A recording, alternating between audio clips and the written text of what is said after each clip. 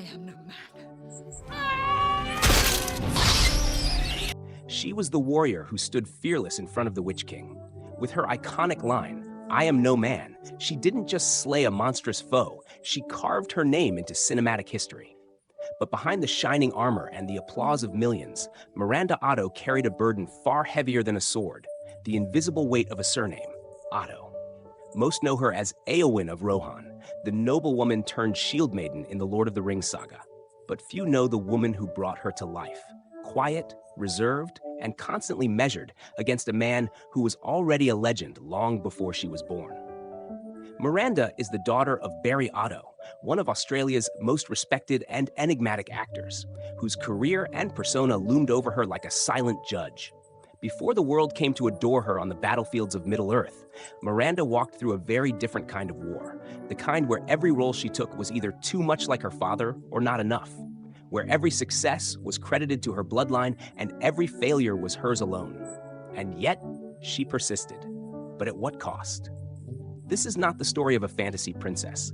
This is the story of a woman who fought to be seen, not as someone's daughter, not as a fleeting role in a blockbuster trilogy, but as Miranda Otto, flawed, gifted, and painfully human. What happened behind the scenes? Why did she disappear after her most iconic role?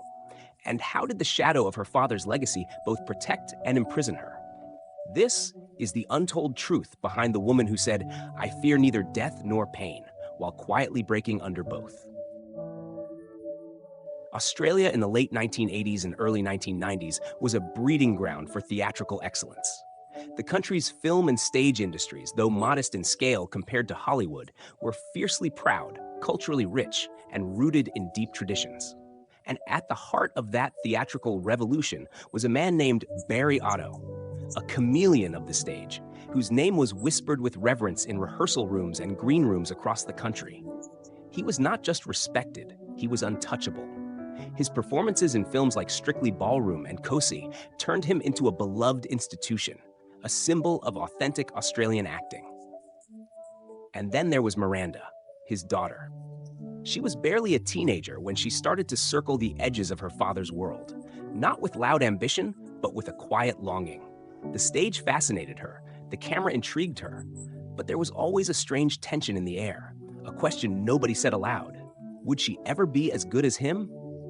Miranda Otto officially began her acting journey in the early 90s, studying at NIDA, the National Institute of Dramatic Art, just like many greats before her. She was precise, sensitive, and cerebral in her performances. Early roles in films like The Girl Who Came Late and Love's Serenade revealed a fresh but haunting presence. But critics were quick to mention her surname, as though her talent required footnotes. Every review felt like a comparison. Every casting felt like a test. And then came the international exposure. In 1998, Miranda's role in The Thin Red Line, a Hollywood war epic by Terrence Malick, placed her on the global radar. But even then, she wasn't the centerpiece, just a flicker among giants. It wasn't until 2001 that Peter Jackson cast her as Éowyn in The Lord of the Rings, The Two Towers, a role that would define her forever. And it was here that everything changed, or seemed to. Suddenly, Miranda Otto was no longer just Barry Otto's daughter. She was Éowyn, brave, noble, unforgettable. Fans hailed her as a symbol of feminine strength, a warrior wrapped in sorrow and pride. The battle scene in The Return of the King where she slays the Witch King became one of the most iconic moments in fantasy cinema. She was praised, adored, mythologized. But fame is a strange thing. For Miranda, it didn't bring freedom. It brought scrutiny. Journalists dug into her family, her upbringing, her choices. Interviews often steered away from her own process and drifted back toward Barry. What did your father think of your performance? Did he guide you through this role? The shadow remained, even under the blinding spotlight. More intriguingly, after Lord of the Rings, Miranda didn't explode into Hollywood like many expected. She took fewer roles, appeared sporadically, and soon faded from the global conversation.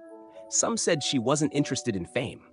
Others whispered of industry pressure, personal struggles, and even quiet resentment for a system that never let her stand on her own. This is the moment where her story truly begins, not on the battlefield of Minas Tirith, but in the quiet corners of a life shaped by expectation, lineage, and a deep yearning to be seen, not as a daughter of legend, but as an artist in her own right. Miranda Otto's journey into acting was not a defiant rebellion, nor a starry-eyed dream. It was more like a slow descent into something both beautiful and terrifying. From a young age, she watched her father transform into strangers on stage. Barry Otto was not the kind of celebrity who basked in limelight. He was the artist's artist, revered by his peers, almost mythical in his devotion to the craft. And as Miranda grew up, she found herself both mesmerized and intimidated by that legacy. Her first significant roles in Australia came in the early 1990s, and immediately critics took note, not because she was extraordinary, but because she carried the Otto name. In The Girl Who Came Late, 1991, she played a shy horse whisperer, a role that demanded subtlety rather than spectacle. The performance was honest, but the headlines were predictable. Barry Otto's daughter shines quietly. The applause was never just hers. The mid-90s saw her take riskier roles in offbeat films like Love Serenade and Doing Time for Patsy Cline. Each character she embodied seemed to mirror her own emotional state, isolated, searching, and misunderstood. Despite winning praise for her delicacy and control, Miranda couldn't escape the framing of her lineage. Some casting directors whispered she was too serious, too introspective, or not star material, a polite way of saying she didn't play the fame game. She wasn't loud, she wasn't controversial, she was just real. And that, ironically, made her invisible. Then came a quiet shift. Terrence Malick, a director known for choosing actors with deep internal lives, cast her in The Thin Red Line, 1998. Though her screen time was minimal, her scenes carried a strange, aching energy. She played the wife of a soldier, silent and ethereal, seen mostly in dreamlike memories. That role opened the door, ever so slightly, to international eyes. In 2000, Otto landed the lead in What Lies Beneath, opposite Harrison Ford and Michelle Pfeiffer. Though she didn't play a central role, her presence was starting to stick. Producers were noticing. So was Peter Jackson. When Jackson was casting for The Lord of the Rings, the character of Éowyn required a rare blend: strength without masculinity, vulnerability without fragility. He needed a face that could carry sorrow and courage in the same frame. Miranda Otto walked in, delivered her lines with haunting restraint, and walked out with the role that would define her life. Her first appearance in The Two Towers was quiet, dignified. But by The Return of the King, Miranda erupted. The battle at Pelennor Fields, her sword piercing the Witch King's faceplate, wasn't just a climax for her character, it was a personal triumph. She screamed, "I am no man," and the world believed her. No longer was she just Barry Otto's daughter. For a moment, she was a legend. But success is rarely simple. After Lord of the Rings, everyone expected Miranda to soar into blockbuster after blockbuster. She had the look, the talent, the fan base. Yet, inexplicably, she stepped back. There were roles, of course. TV dramas, smaller films, theater returns, but never anything that matched the scale of Éowyn. Hollywood didn't seem to know what to do with her. She wasn't loud, wasn't glamorous in the conventional sense, and didn't play into tabloid narratives. Meanwhile, in Australia, she was still viewed through the same old lens. Interviewers continued to ask about her father. Articles always mentioned Barry in the first paragraph. No matter how far she traveled, she couldn't outrun the man whose face shaped her surname. Behind closed doors, Miranda struggled with identity, with belonging, with being noticed for who she was, not who she came from. Fame had opened a door, but inside that room was another kind of prison. She married actor Peter O'Brien in 2003 and gave birth to a daughter in 2005. Many thought motherhood explained her retreat from the spotlight. But sources close to her suggest something deeper, a quiet disillusionment with the industry itself. The roles offered were shallow, the interviews repetitive, the expectations exhausting. For a woman who had once looked a Nazgul in the eye without flinching, the real battle was happening in silence, off-screen, beyond the applause. The world remembers Éowyn's triumph. What it forgets, what it never really knew, was the quiet devastation that followed. For Miranda Otto, the role that immortalized her also became a cage. In interviews after The Return of the King, she tried to smile through it all, but her answers became increasingly guarded. There was always a flicker behind her eyes, like she was holding something back. Those closest to her described that period as bittersweet. One former castmate revealed anonymously. She was proud, of course, but there was a sadness too, like she knew this was the top, and everything after would be echoes. In truth, Miranda never wanted stardom the way others did. She wasn't chasing covers or award circuits, but what haunted her most wasn't fame. It was how the world kept reducing her achievements to either luck or legacy. The narrative was everywhere. She was cast because of her father's reputation. She got the role because she's exotic, Australian. Rarely did anyone say, she earned it. The weight of being Barry Otto's daughter became unbearable in Hollywood too. Agents pitched her as the daughter of an Australian icon more than they pitched her actual skill set. It was as though her identity could never be separated from the bloodline she never chose. In an industry obsessed with originality, Miranda was constantly treated as an echo. And then came the turning point, the disappearance. In the years following Lord of the Rings, Otto was offered several high-profile roles, but she turned most of them down. Instead, she returned to Sydney, quietly, without press. She focused on her newborn daughter, withdrew from red carpets, and slipped off the radar. Why? Some insiders cite a personal burnout. One Australian director who had worked with her early in her career claimed she gave everything to Éowyn, and when it was over, there was nothing left for her in that system.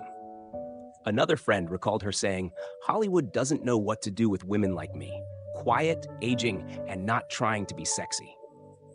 It wasn't until 2018 that Miranda reappeared in something mainstream, the Netflix horror series Chilling Adventures of Sabrina, where she played Aunt Zelda. The performance was sharp, regal, and nuanced.